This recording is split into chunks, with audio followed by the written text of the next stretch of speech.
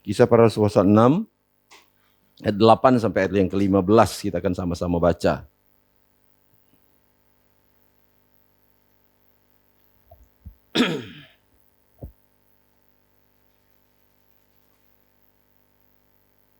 Oke, sama-sama kita akan lihat.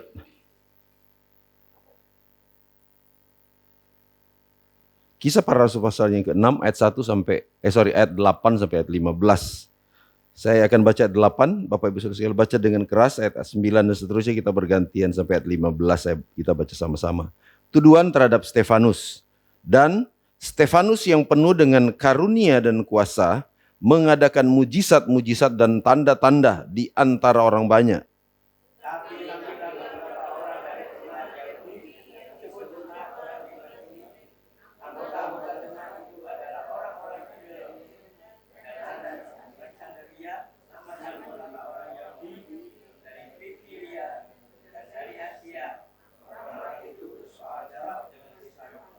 Tetapi mereka tidak sanggup melawan hikmatnya dan Roh Kudus yang mendorong dia berbicara.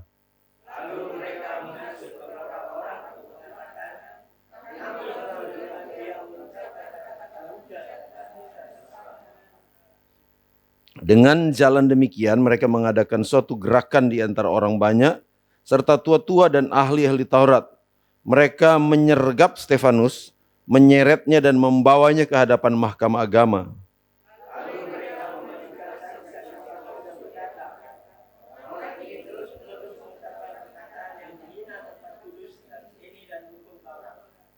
Sebab kami telah mendengar dia mengatakan bahwa Yesus orang Nazaret itu akan merubuhkan tempat ini dan mengubah adat istiadat yang diwariskan oleh Musa kepada kita.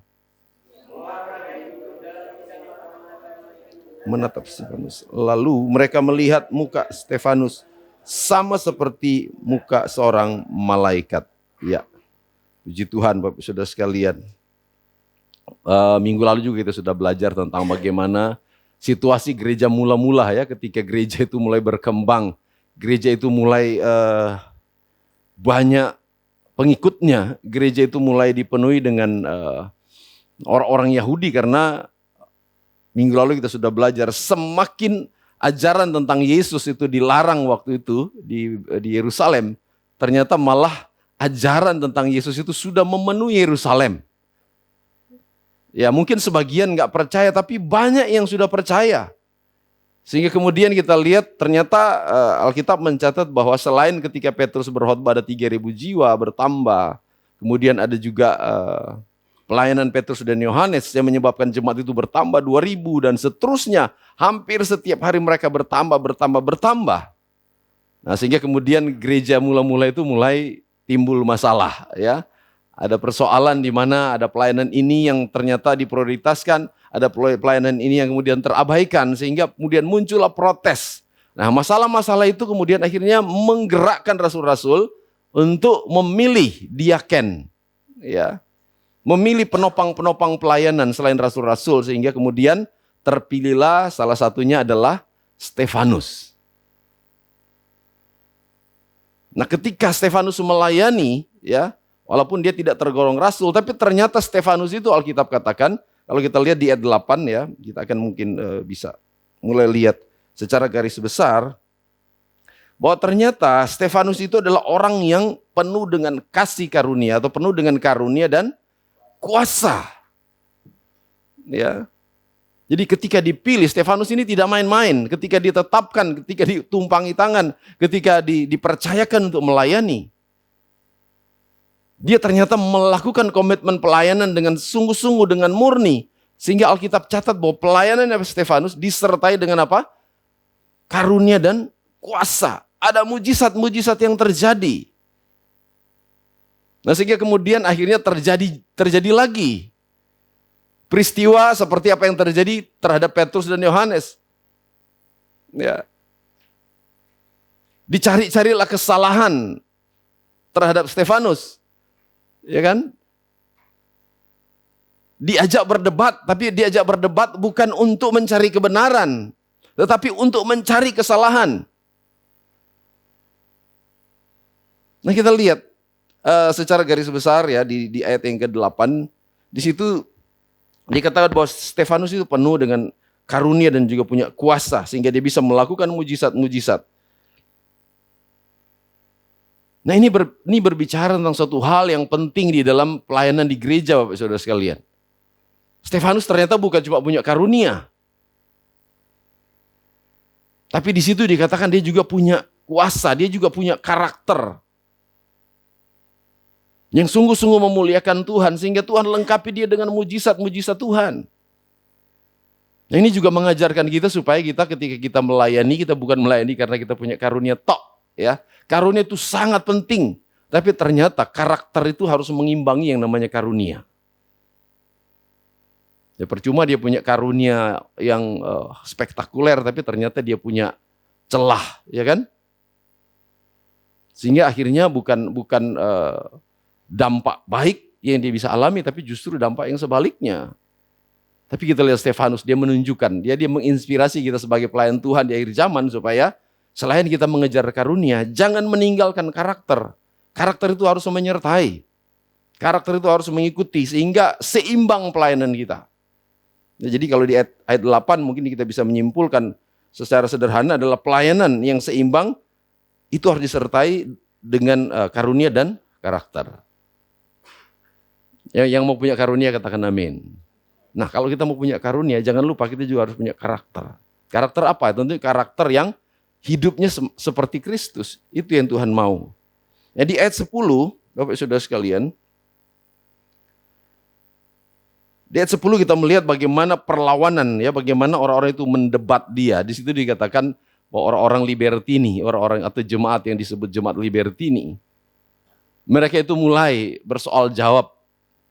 Dan sekali lagi saya katakan bahwa mereka itu bukan berdebat dengan Stefanus untuk mencari kebenaran, tapi justru menyalahkan dia. Nah, orang-orang libertini ini adalah mereka sebetulnya orang-orang Yahudi, ya, yang berbahasa Yunani. Kenapa dikatakan mereka orang-orang libertini? Karena kata libertini itu menunjukkan bahwa orang-orang ini ternyata tadinya adalah budak Romawi, orang-orang yang dijajah, kemudian mereka sudah dibebaskan. Mereka menamakan diri bahwa mereka adalah orang-orang atau jemaat libertini. Mereka itu berasal dari Kirene. Nah ternyata saudara sekalian kalau kita bahas, kita ingat juga apa yang kita bahas tema yang lalu, bahwa ternyata orang-orang yang sama juga yang membuat masalah, ya, yang mempermasalahkan di jemaat mula-mula. Mereka protes, kok pelayanan ini yang didahulukan ini kok yang diabaikan dan sebagainya. Nah, tapi memang ternyata betul, ya, masalah-masalah di dalam gereja akhirnya kemudian memperlengkapi pelayanan di gereja itu sendiri. Karena kalau kita pelajari masalah yang lalu sebetulnya mereka protes, kenapa kok pelayanan-pelayanan diakonia ini kok nggak seimbang, ya? Karena waktu itu yang dia protes, kenapa nggak ada pelayanan terhadap janda-janda, terus yatim piatu dan sebagainya. Akhirnya kemudian dituntutlah, disiapkanlah pelayanan-pelayanan diaken-diaken itu akan melayani. Jadi mereka menuntut bahwa jangan cuma pelayanan mimbar, jangan berkhotbah saja, jangan berdoa saja, tetapi juga pelayanan meja. Jadi bukan pelayanan mimbar saja, tapi pelayanan meja, ya. Apa itu pelayanan meja? Ya pelayanan sosial dan sebagainya. Itu diperhatikan. Sehingga akhirnya dipilihlah diaken yang waktu itu, termasuk Stefanus. Nah, ternyata Stefanus itu punya semangat melayani dan juga punya kemurnian hati sehingga Tuhan percayakan dia karunia. Nah karunia yang dipercayakan Tuhan kepada Stefanus itu yang membuat gempar. Orang-orang ini, semakin Yesus dilarang, ternyata orang-orang yang percaya kepada Yesus justru melakukan banyak mujizat, justru melakukan perkara-perkara yang luar biasa. Sehingga akhirnya mereka mau menghambat pekabaran Injil melalui Stefanus, mereka panggil dia berdebat. Ternyata Alkitab bilang bahwa walaupun mereka itu betul-betul mau menyalahkan Stefanus, tapi tidak pernah, ya, bisa menang melawan hikmat Tuhan. Karena Tuhan betul-betul perlengkapi Stefanus dengan hikmat. Ya. Jadi ini membuktikan Bapak Saudara sekalian bahwa orang-orang yang mendebat Stefanus itu kalau boleh dikata mereka tahu firman, makanya mereka berdebat. Mereka orang-orang yang terdidik. Jadi mereka adalah orang-orang yang berpendidikan dan boleh dikata mereka adalah orang-orang religius, ya, orang-orang yang betul-betul agamanya kuat. Sehingga mereka melakukan perlawanan, tetapi hikmat Tuhan atau hikmat Roh Kudus lebih tinggi daripada hikmat manusia. Kepintaran manusia ternyata tidak ada apa-apanya dibandingkan dengan hikmat Tuhan. Jadi kita harus minta hikmat Tuhan di dalam setiap pelayanan kita. Terus kalau kita lihat di dalam ayat yang ke-11 sampai ayat yang ke-14, Bapak Saudara sekalian, di situ muncul fitnah ya. Coba kita tampilkan ayat 11. Lalu mereka menghasut beberapa orang untuk mengatakan, kami telah mendengar dia mengucapkan kata-kata hujat terhadap Musa dan Allah. Ya. Hujat terhadap Musa dan Allah. Dan kalau kita lihat kenapa kok ada kata Musa justru mendahului kata Allah di situ. Ini menggambarkan bahwa ternyata memang orang-orang Yahudi, orang Israel di zaman itu, mereka tuh sangat boleh dikata mereka mengkultuskan seorang yang bernama Musa. Kenapa Musa? Karena Musa inilah yang menulis, yang dipercayakan Tuhan untuk apa? Untuk menulis hukum Taurat.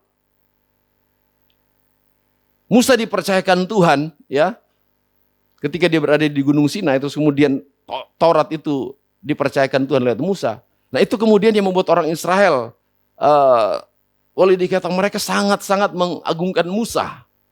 Ya.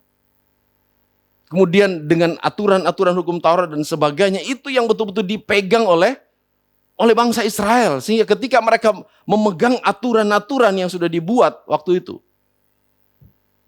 Sehingga kemudian boleh dikata mungkin dalam tanda petik, bisa saya katakan mereka itu lebih mengutamakan aturan daripada pribadi Tuhan sendiri. Nah itu yang berbahaya Bapak Saudara sekalian. Ketika mereka terlalu mengagungkan Taurat, ya. Buktinya apa Bapak Saudara sekalian? Ingat ketika Yesus itu menyembuhkan orang sakit di hari Sabat, dikecam, ya. Karena mereka lebih sepertinya melebih-lebihkan aturan daripada pribadi Yesus sendiri, pribadi Tuhan sendiri. Makanya di situ dikatakan mereka itu mengucapkan kata-kata hujat terhadap Musa dan Allah. Padahal sebetulnya itu semua fitnah, ya. Mereka memfitnah Stefanus. Jadi ada muncul fitnah dan tuduhan palsu. Mereka menuduh menghujat Musa dan juga menghujat Allah. Bahkan mereka juga bilang Stefanus mengajarkan bahwa Yesus itu akan merobohkan bait Allah. Ya, memang Yesus pernah mengucapkan kata-kata itu, tapi sebetulnya bukan secara harafiah merobohkan bait Allah. Ya, sebetulnya Yesus berbicara tentang dirinya sendiri. Ya, Yesus bilang dia bisa merobohkan bait Allah dan bisa bangun dalam 3 hari. Seperti itu berbicara tentang apa? Tentang dirinya sendiri yang akan mati dan kemudian akan dibangkitkan kembali. Tapi mereka tidak paham karena terlalu terdoktrinasi dengan mungkin aturan-aturan Taurat waktu itu. Nah dengan berbagai macam cara, ya, berbagai macam cara mereka mau membatasi pelayanan Injil atau pemberitaan Injil dan juga kesaksian dari Stefanus, sehingga mereka mencari-cari cara. Terus kemudian ayat 15, Bapak Saudara sekali kita lihat, wajahnya seperti wajah seorang malaikat.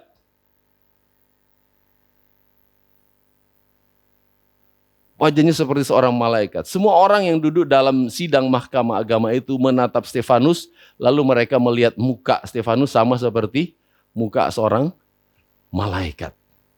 Saudara sekalian,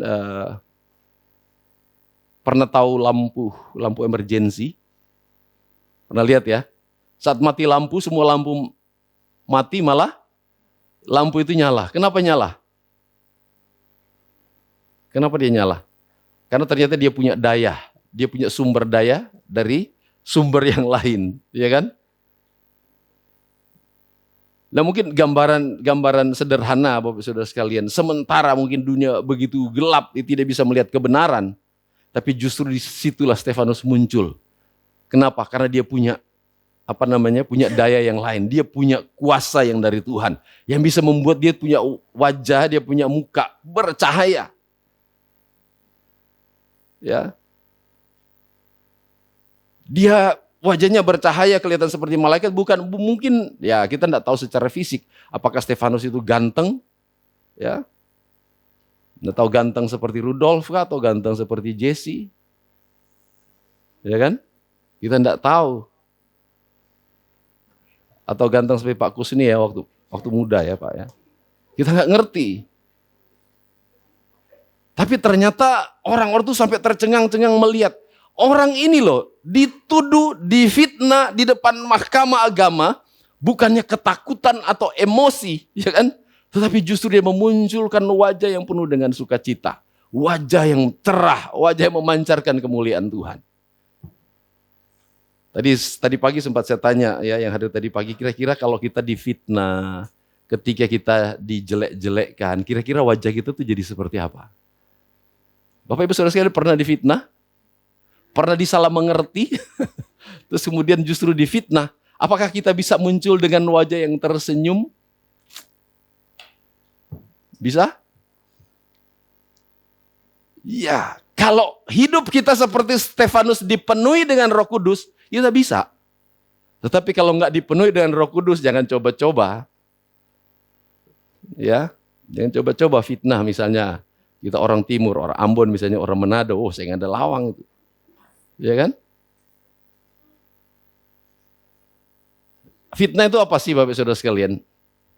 Fitnah itu sesuatu yang tidak kita lakukan tapi dituduhkan kepada kita, betul?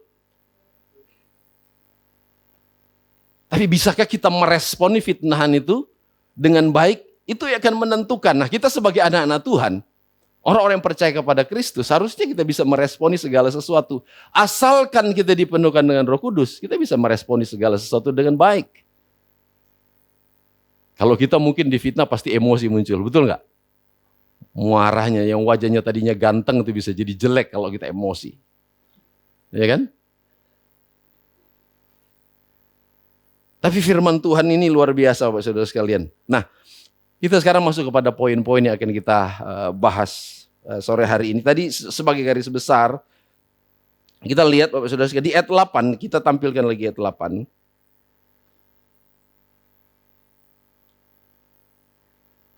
Poin di ayat 8, saya mendapatkan hal-hal yang penting bagi kita di pelayanan. Bahwa pelayanan yang disertai dengan kepenuhan roh itu akan menghasilkan kuasa. Jadi pelayanan yang dipenuhi dengan roh itu akan menghasilkan kuasa. Yang setuju katakan amin. Makanya saya berharap dan saya betul-betul menghimbau kita semua jemaat yang dipercayakan Tuhan untuk melayani pelayanan apa saja itu Bapak Saudara sekalian. Ya. Kita harus minta bimbingan Tuhan. Minta tuntunan Roh Kudus. Jangan merasa bahwa kita ini, wah saya kan sudah mampu, saya sudah bisa. Iya, kita punya rasa percaya diri, bisa. Tetapi untuk mendatangkan kuasa, untuk mendatangkan mujizat Tuhan, kita butuh tuntunan Roh Kudus untuk pelayanan-pelayanan apapun yang Tuhan percayakan kepada kita. Sebagai seorang pelayan Tuhan di gereja, sebagai seorang pelayan Tuhan ketika kita di pekerjaan, sebagai seorang pelayan Tuhan ketika kita ada di rumah. Mungkin kita berpikir, suatu hal yang biasa kan, apalagi di rumah sebagai suami atau sebagai istri. Sudah wajar kita melakukan, sudah biasa. Tapi ketika kita minta tuntunan Roh Kudus, sebagai suami ketika kita minta Tuhan berkati saya, penuhkan saya dengan Roh Kudus dalam melakukan tugas saya sebagai seorang suami. Kita akan menjadi suami yang akan betul-betul menjadi berkat di dalam rumah tangga. Karena kita disertai oleh Roh Kudus. Sama sebaliknya Tuhan, saya sebagai seorang istri, mampukan saya, Roh Kudus pimpin saya untuk menjadi istri yang bijaksana. Dan seterusnya, apapun tugas pekerjaan kita Bapak Saudara sekalian. Dan di ayat 8 itu juga kita bisa melihat Bapak Saudara sekalian bahwa Tuhan bisa memakai siapa saja. Siapa saja bisa dipakai oleh Tuhan kalau memang kita datang murni di hadapan Tuhan.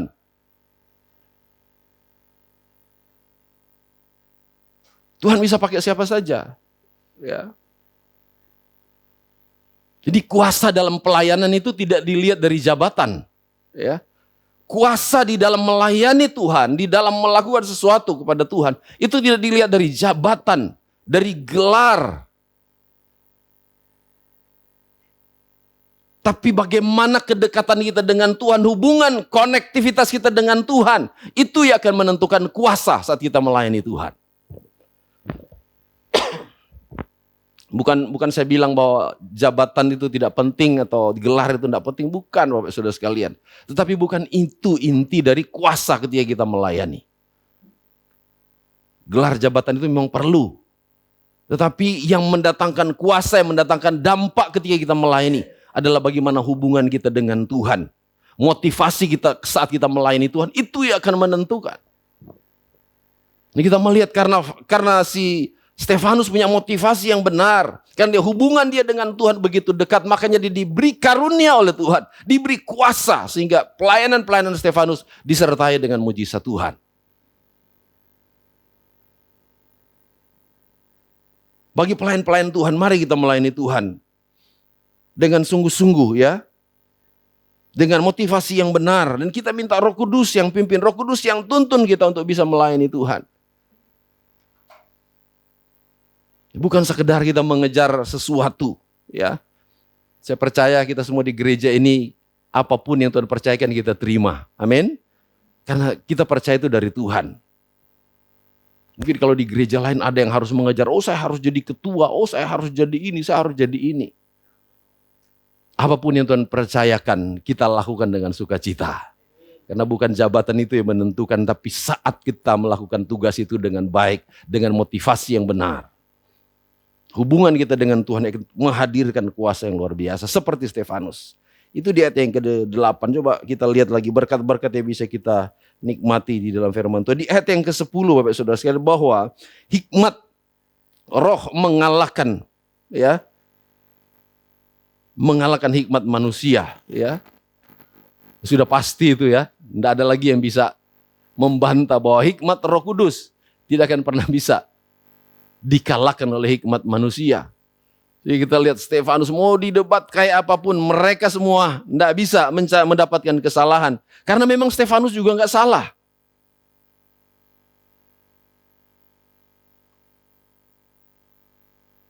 Jadi ketika kita mengalami situasi yang sama, orang mungkin mendebat kita, mencari-cari kesalahan dan sebagainya. Jangan kita pakai hikmat manusia untuk mengalahkan orang-orang yang akan menyalahkan kita dan sebagainya. Tapi justru kita dengan penguasaan diri yang tinggi, kita datang kepada Tuhan, minta hikmat Tuhan. Tak usah kita langsung tiba-tiba marah, langsung kita emosi ketika ada orang-orang yang mungkin menyalahkan kita, memfitnah kita. Karena ini realita Bapak Saudara sekalian. Ya jujur saja sebagai mungkin ya sebagai pendeta pun kalau tiba-tiba kita difitnah orang, ya kita itu akan merasa pertama mungkin malu ya ketika wah ini fitnah, ini salah, apalagi itu sesuatu yang mungkin membuat itu aib bagi kita.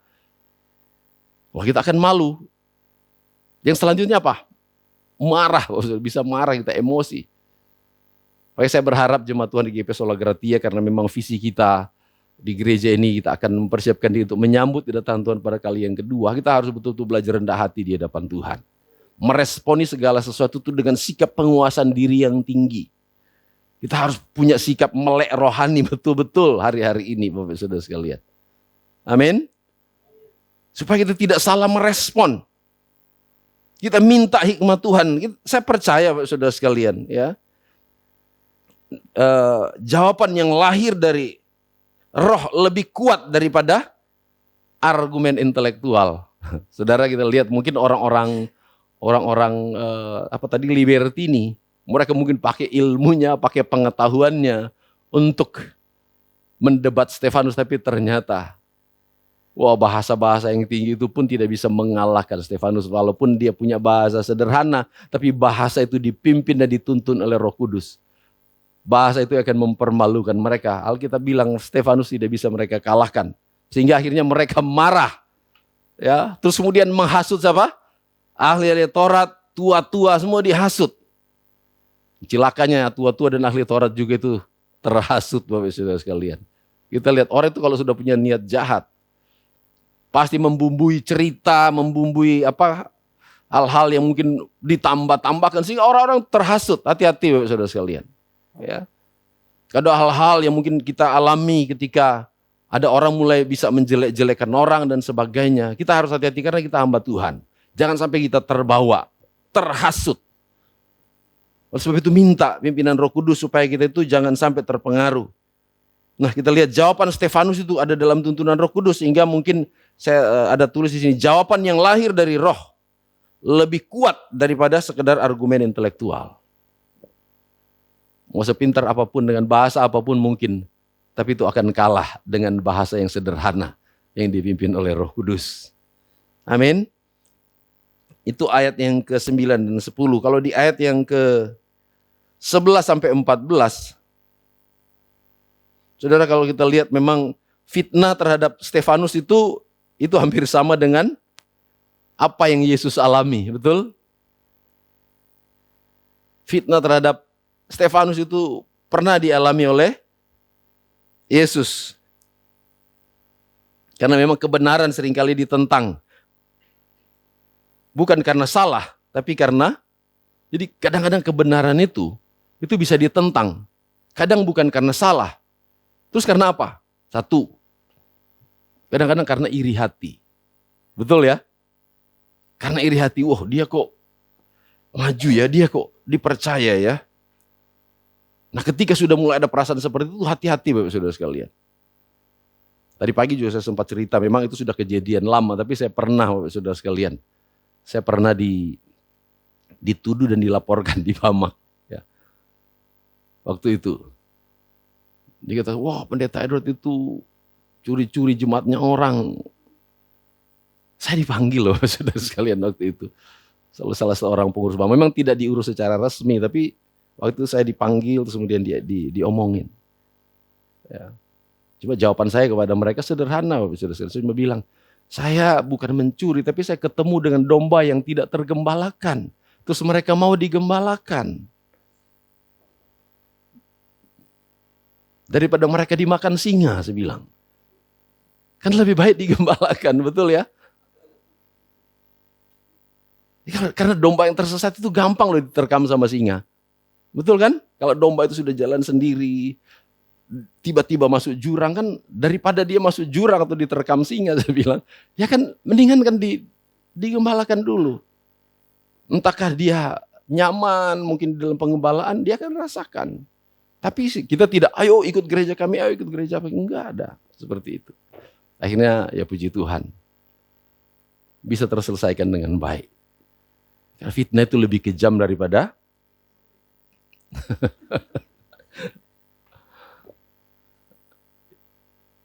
jadi fitnah yang dialami oleh Stefanus itu suatu hal yang luar biasa.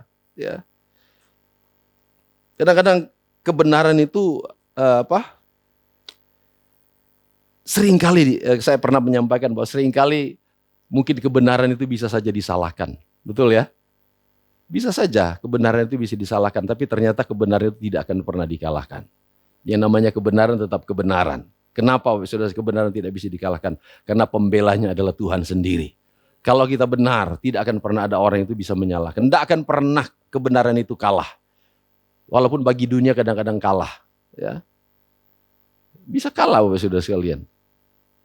Karena saya pernah menyaksikan sendiri di depan mata saya. Dan saya mungkin pernah hampir jadi korban waktu itu. Karena saya tahu sendiri proses ada orang itu pinjam uang, menjaminkan sertifikat. Judulnya pinjam. Tapi ternyata itu akhirnya diakali sampai orang itu menganggap bahwa rumah itu sudah dijual. Sehingga yang punya rumah loh bisa masuk penjara. Gara-gara dilaporkan orang yang minjamkan uang itu. Waduh, bagi dunia, ya, bagi dunia bisa saja kebenaran disalahkan. Karena saya tahu proses waktu saya paham betul. Karena orang itu minta saya doakan, Pak saya lagi ada butuh ini, saya mau jaminkan sertifikat, mau pinjam uang, terus kemudian jaminkan sertifikat. Ya betul. Akhirnya proses itu berjalan mulus dan waktu meminjamkan seperti malaikat orangnya datang. Bahasanya itu baik sekali bicaranya, rohani sekali. Apalagi sama-sama Sama-sama salib. Pakai salib Bapak Saudara sekalian. Jadi kan ketika ngomong enak, wah kayaknya orang ini baik. Sampai orang yang minjam uang itu datang ke saya, Pak terima kasih doanya, saya ketemu malaikat. Nah itu awalnya, katanya malaikat pertama itu. Karena sudah meminjamkan uang. Ternyata perjanjiannya itu dipinjam 3 bulan kalau nggak salah, bayar janji. Karena belum bayar, ternyata sertifikatnya itu langsung dibalik nama kepada orang yang meminjamkan. Sehingga orang itu dilaporkan. Karena orang yang meminjam uang itu masih menempati rumah, dilaporkan dia menempati rumahnya orang, pada rumahnya sendiri. Itu dunia Bapak Saudara sekalian.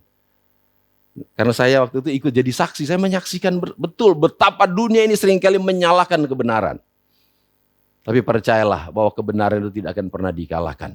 Karena pembelanya adalah Tuhan. Seperti Stefanus. Ya, tidak akan pernah dikalahkan kebenaran itu. Apalagi ada dalam tuntunan Roh Kudus. Jadi orang-orang kadang-kadang karena iri hati, memfitnah orang. Fitnah itu bisa disebabkan juga karena kepentingan pribadi. Ya. Bisa juga disebabkan karena tabiat. Ya. Ya kan kita sudah pernah bahas ya. Ada orang kadang-kadang lihat orang senang dia tidak senang. Tapi dia senang kalau lihat orang tidak senang. Tapi di sini tidak ada ya. Amin Bapak Saudara sekalian. Lebih gampang mana? Alkitab kan bilang, menangislah dengan orang yang menangis, bersukacitalah dengan orang yang bersukacita. Lebih gampang mana? Kita menangis dengan orang yang menangis atau bersukacita dengan orang yang bersukacita? Apa? Lebih gampang mana? Bersukacita dengan orang yang bersukacita atau menangis dengan orang yang menangis? Kita buktikan sedikit ya, saudara sekalian. Kalau kita lihat orang yang menangis, misalnya ada kedukaan, kita tuh gampang terharu dan kemudian kita punya empati dan ingin menolong, betul? Berarti kita ikut berduka cita. Tapi kalau kita melihat orang yang lebih hebat dari kita gimana? Contoh begini, contoh misalnya begini. Sama siapa ya? Jesse ya. Jesse sama Krishna lah ya. Contoh ya. Selama ini melayani ya di gereja kita kan PK-nya kan terima kasih Tuhan Yesus memberkati. Selama ini kan begitu. Biasanya ya cuma terima kasih Tuhan Yesus memberkati. Misalnya Jesse, terima kasih ya sudah melayani Tuhan Yesus memberkati. Krishna, terima kasih ya Tuhan memberkati. Tadinya enggak apa-apa, betul? Masih enggak apa-apa ketika cuma Tuhan Yesus memberkati dua-duanya. Tapi tiba-tiba si Krishna, saya bilang, Kris, terima kasih ya Tuhan memberkati. Terus ada uang 100.000 di tangan saya. Tiba-tiba si Jesse itu cuma ucapan terima kasih tok. Kira-kira perasaannya gimana? Loh, padahal tadinya nggak apa-apa waktu cuma ucapan terima kasih tok Tuhan memberkati, awalnya nggak apa-apa. Tapi kalau lihat seseorang tiba-tiba dikasih 100 dia enggak, kira-kira gimana perasaannya? Gimana? Memang prakteknya, teorinya lebih gampang bersukacita dengan orang yang bersukacita, betul? Tapi prakteknya ternyata enggak. Di dunia zaman sekarang. Kita kadang-kadang enggak senang loh kalau lihat orang itu lebih dari kita. Ketika orang diberkati lebih dari kita, kadang-kadang kita tuh enggak rela. Betul? Betul Bapak Saudara sekalian? Atau terlalu ekstrim lah, kalau yang satu dikasih, satu enggak dikasih, itu ekstrim kan? Tapi misalnya begini, siapa ini? Pak Yohanes sama Pak Kusni ya. Tiba-tiba mungkin waktu melayani juga sama. Biasanya saya kasih, misalnya saya kasih Pak Yo 2 juta misalnya. Setiap kali selesai pelayanan Pak Yo tak kasih 2 juta, Pak Kusni 2 juta. Ya? Mau Pak dikasih 2 juta? Harus berdoa. Tiba-tiba ada satu hari, biasanya juga nggak apa-apa. Tiba-tiba Pak Yo tak kasih 3 juta, Pak Kusni tak kasih 2 juta. Di depan matanya, kira-kira gimana perasaannya? Wong biasanya dikasih 2 juta juga nggak apa-apa kok. Tapi kalau lihat orang lain itu lebih dari kita, itu kadang-kadang memicu yang namanya iri hati. Nah, jadi kita tuh harus hati-hati. Amin Bapak Saudara sekalian. Tapi saya percaya anak-anak Tuhan di GKP Solo Grati yang nggak ada yang iri hati. Amin. Saya sudah lama pelayanan di gereja ini kok nggak dipercaya saya jadi ketua misalnya. Tapi ada yang baru datang sudah jadi ketua. Tapi di sini nggak ada yang seperti itu. Amin Bapak Saudara sekalian. Nggak ada yang iri hati. Ya, karena iri hati itu bahaya. Ya. Hati-hati Bapak Saudara sekalian. Nah ternyata orang-orang libertini, ahli Taurat, juga para tua-tua juga mungkin punya rasa iri. Mereka sekian lama melayani tapi kok nggak ada mujizat. Ya, Stefanus ini orang yang baru melayani, baru diangkat jadi diaken. Kenapa kok wah luar biasa pelayanannya? Itu bisa menimbulkan iri hati. Ya, jadi hati-hati Bapak Saudara sekalian. Sekali lagi, jabatan atau gelar itu tidak menentukan bagaimana kuasa dari sebuah pelayanan. Tapi kedekatan kita dengan Tuhan yang menentukan bagaimana kita itu bisa mengalami kuasa saat melayani Tuhan. Oke, di ayat yang ke-15, ayat terakhir ya. Ayat 15 ada beberapa berkat yang bisa saya sampaikan. Di saat Stefanus ditekan, ya kan? Wajahnya memancarkan damai sejahtera. Jadi ada beberapa pelajaran penting di situ Bapak Saudara sekalian. Tekanan hidup tidak menghancurkan orang yang hidup dalam hadirat Tuhan. Jadi orang yang hidup di dalam hadirat Tuhan itu tidak akan pernah hancur, tidak akan pernah lemah, tidak akan pernah goyah ketika mengalami tekanan. Karena kita ada di hadirat Tuhan. Seperti Stefanus ditekan, difitnah. Banyak hal yang dilakukan, dituduhkan kepada Stefanus tapi dia tidak tertekan Bapak Saudara sekalian. Dia tidak tertekan. Tapi dia justru memunculkan yang namanya karakter Kristus. Dia begitu menguasai diri, dia jawab seperlunya. Kemudian wajahnya itu bisa bercahaya. Nah bagaimana hidup kita Bapak Saudara sekalian ketika kita mengalami situasi yang sama. Ketika kita difitnah, ketika kita mengalami tekanan. Apakah karakter Kristus yang muncul? Atau justru emosi yang meledak-ledak? Berapa lama kita sudah mengiring Tuhan? Bagaimana kita meresponi sesuatu? Saudara, firman Tuhan yang sudah seringkali kita baca adalah barang siapa mau mengikut aku, dia harus apa? Menyangkal diri, memikul salib dan mengikut aku. Apa artinya menyangkal diri? Sebelum kita akhiri, apa artinya menyangkal diri? Kita harus bisa menguasai diri, kita harus bisa menahan diri. Seperti contohnya kita puasa. Makanan ada, ya kan? Memang makanan itu ada di depan mata. Tapi kenapa kita tidak makan? Ya karena kita komitmen untuk apa? Untuk puasa. Sebetulnya nggak ada yang melarang, tapi karena kita sudah komitmen puasa, akhirnya walaupun ada makanan, kita sangkal diri kita, sangkal rasa lapar. Akhirnya kita tidak makan. Harusnya sama Bapak Saudara sekalian. Mungkin ada hal-hal yang kita alami ketika orang ngomong, ketika ada sesuatu yang terjadi, harusnya membuat kita marah, tapi kita tuh bisa menyangkal diri. Amin Bapak Saudara sekalian. Kita menyangkal diri. Nah karena kalau ketika kita menyangkal diri, Alkitab bilang, itu loh ciri sebagai orang yang mengikut Yesus. Jadi orang yang mengikut Yesus kalau tidak bisa menyangkal diri, itu perlu dipertanyakan. Apa-apa tuh langsung emosi, apa-apa tuh langsung marah. Stefanus membuktikan diri bahwa dia adalah orang yang dipenuhi dengan Roh Kudus. Karena dia itu bisa memancarkan wajah seperti malaikat kata firman Tuhan. Padahal dia ditekan, dituduh, orang mungkin menekan dia, menuduh dia. Tapi karakter Kristus itu tetap muncul. Amin Bapak Saudara sekalian. Beda dengan kita. Belum apa-apa sudah, belum tahu siapa saya. Waduh. Dia sendiri nggak tahu siapa dia. Tahu saya. Waduh. Saudara, orang yang masih kayak gitu, saya ragu apakah hidupnya dipenuhkan dengan Roh Kudus. Karena kalau orang dipenuhkan dengan Roh Kudus akan berani berkata seperti Paulus, hidupku bukannya aku lagi, melainkan Kristus yang hidup di dalam aku. Amin. Ini Bapak Saudara sekalian. Berapa lama kita harus jadi orang Kristen terus kita punya karakter Kristus? Dimulai dari sekarang.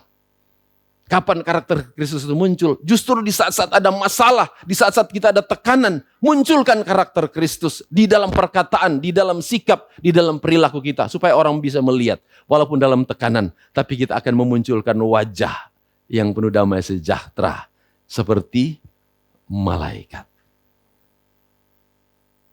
Jadi kita mau belajar, mari di rumah, kita saling mengingatkan. Kalau ada masalah, kita harus saling mengingatkan, betul? Misalnya istri ketika ada masalah, ditekan, mungkin difitnah orang, suami itu harus berani mengingatkan. Ayo, munculkan karakter Kristus. Amin, Bapak Saudara sekalian. Harus punya wajah yang bercahaya. Mungkin, kalau sekarang mungkin masih ya. Mungkin sekarang masih, wah kita begitu gampang sekali emosi dan sebagainya. Belajar tadi pagi saya sudah ajarkan, walaupun itu berat, tapi kalau kita mau belajar, misalnya suami istri itu lagi miskomunikasi, saling marah, mungkin ada yang tersinggung dan sebagainya. Yang ada dalam tuntunan Tuhan, ayo langsung, misalnya suami itu atau istri lagi marah-marah. Misalnya ada orang mengfitnah, misalnya suami itu harus datang, mah, kulihat di wajahmu, kamu. Itu langsung ditampar kali ya. Tapi enggak lah. Amin, Bapak Saudara sekalian. Bisa enggak kita lakukan itu? Atau suami ketika marah-marah mungkin ada orang fitnah, orang buat rugi. Istri datang, Pak, kulihat di wajahmu. Suaminya langsung, ku kasihi kau dengan kasih Tuhan. Betul enggak? Saudara, mustahil nggak kira-kira itu? Harusnya nggak mustahil loh. Betul? Yang setuju katakan amin. Terjadilah menurut iman kita masing-masing. Memang daging ini pasti nggak kuat, daging ini pasti nggak mampu. Tapi kalau Roh Kudus betul-betul sudah memenuhi hidup kita akan bisa melakukan hal yang sama. Amin. Nanti di pasal 7 ya dan seterusnya di Kisah Para Rasul kita akan lihat sampai akhirnya Stefanus itu dilempari batu. Tetapi Alkitab mengatakan bahwa justru saat dia dilempari batu dia melihat langit terbuka. Ya, dan seterusnya. Jadi itu nanti setelah pembahasan pertama itu akan kita bahas juga. Ya. Coming soon. Ya. Kita akan belajar tentang Stefanus ketika dia dilempari dengan batu. Jadi hari ini Bapak Saudara sekalian kita akan tutup dengan hal-hal yang langkah-langkah praktis yang harus kita lakukan di dalam kita melayani Tuhan. Setiap hari kita harus minta kita dipenuhi dengan Roh Kudus. Mungkin setiap hari selama ini itu terabaikan. Yang selama ini kan kita doakan Tuhan berkati pekerjaan saya, berkati ini, berkati itu dan sebagainya. Mulailah mungkin mulai besok pagi kita mulai berdoa, Tuhan penuhi saya dengan Roh Kudus. Penuhi hati saya dengan Roh-Mu, penuhi pikiran saya dengan Roh-Mu. Supaya ketika saya menghadapi masalah di hari ini, masalah mungkin boleh datang, tapi kalau hidupku dipenuhkan dengan Roh Kudus, saya akan punya respon yang benar. Saya akan tetap menjadi kesaksian, saya akan tetap memuliakan Tuhan. Amin Bapak Saudara sekalian. Pelayanan tanpa roh itu cuma sekedar aktivitas biasa Bapak Saudara sekalian. Ya. Cuma kegiatan, tapi kalau pelayanan disertai roh itu akan mengalami kuasa.